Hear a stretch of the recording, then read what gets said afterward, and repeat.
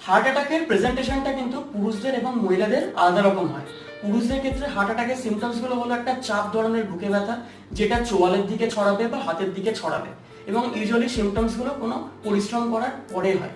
কিন্তু মহিলাদের ক্ষেত্রে হার্ট অ্যাটাক ইউজুয়ালি অন্য ধরনের সিমটমস নিয়ে প্রেজেন্ট করে, যেগুলো হলো শ্বাসকষ্ট হওয়া, অল্পে ক্লান্ত হয়ে পড়া, একটা বমি বমি ভাব।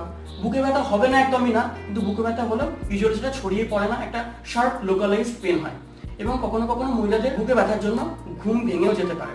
এবং মহিলাদের ক্ষেত্রে সিমটমসটা ইউজুয়ালি এক রেস্টও হয়, মানে মহিলারা বিশ্রাম নিচ্ছেন তখনও কিন্তু বুকে ব্যথা হয়।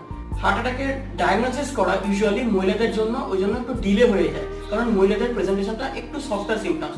একটা পুরুষদের যখন বুকে ব্যথা হচ্ছে, সেটা ছড়িয়ে পড়ছে, ঘামছে, হসপিটালে নিয়ে যাওয়ার একটা হাড়ি থাকে, সেই ব্যাপারটা কিন্তু মহিলাদের ক্ষেত্রে হয় না। কিন্তু গোল্ডেন পিরিয়ড ব্যাপারটা কিন্তু দুজনের ক্ষেত্রেই সেম। তো আমাদের ট্রাই করতে হবে যে কোনো এই ধরনের সিমটমস হলে তাড়াতাড়ি হসপিটালে পৌঁছে যাওয়া।